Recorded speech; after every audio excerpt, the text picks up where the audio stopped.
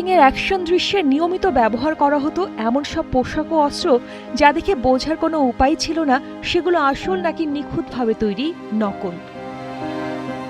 ক্যামেরার পেছনে নীরবে এসব গল্প বাস্তবে রূপ দেন একদল মানুষ যারা প্রতিনিয়ত শুটিংয়ের জন্য প্রয়োজনীয় সরঞ্জাম সরবরাহ করে থাকেন। তাদের মধ্যে একজন মোহাম্মদ সেলিম মিয়া।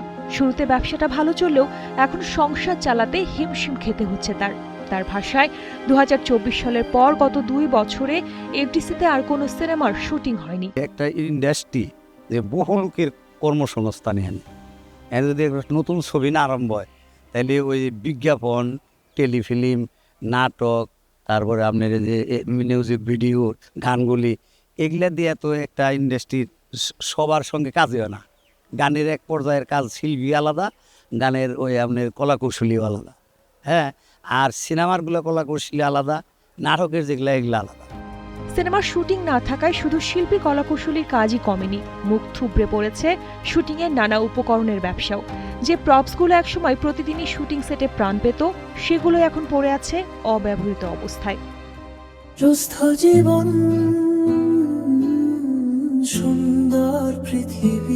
সিনেমার আর নাটকের প্রপস কিন্তু আলাদা। নাটকের খুব চাকচিক্যা একবার সুন্দর ফিটিং করে দেওয়ার নাকি ওই শর্ট সুন্দর লাগলে নেয় নইলে না। আর সিনেমা হলো ভাই বললো খরচও বেশি, ওটার আপনার এরিয়ার যে একটা শুটিংয়ের যে ওটাও বেশি বড় জোন থাকে।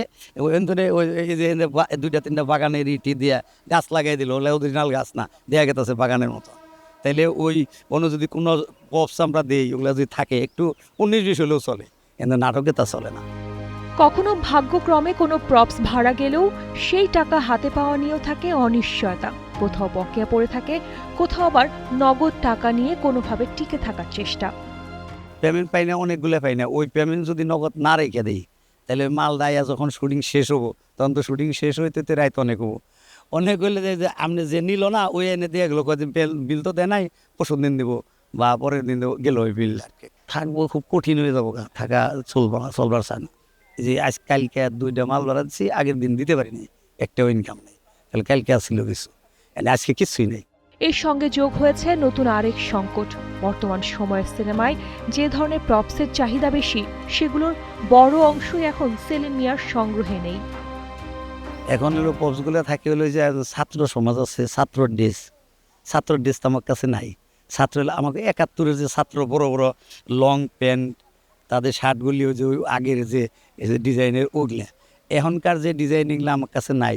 আর এগুলো আমার কাছে ভাড়া দেয় নেয় না, কারণ শার্ট আর প্যান্ট যদি মনে করেন 200 টাকা ভাড়া দেয় বা 300 টাকা ভাড়া দেয় তাহলে 400 টাকা কিনতেই পারে। শার্ট আর প্যান্ট 500 টাকা সেট কিনতেই পারে, কিনাই না শুটিং করে।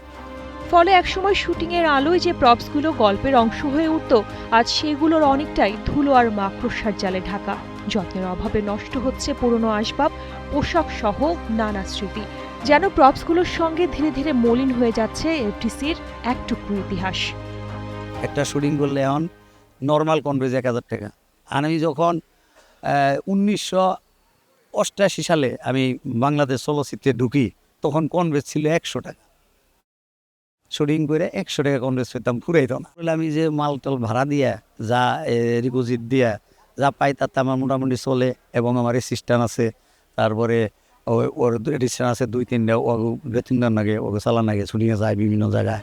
একসময় যে এফডিসি ছিল কর্মচাঞ্চলতার প্রতীক, আজ তার নীরবতা শুধু সিনেমার সংকটের গল্প নয়, এটি সেই মানুষগুলোরও গল্প যাদের জীবিকা সিনেমার সঙ্গে জড়িয়ে ছিল। কিন্তু সিনেমার ব্যস্ততা কমতেই তাদের আয়ের পথও ধীরে ধীরে বন্ধ হয়ে যাচ্ছে। শার্লিন সুমি, কালের কণ্ঠ।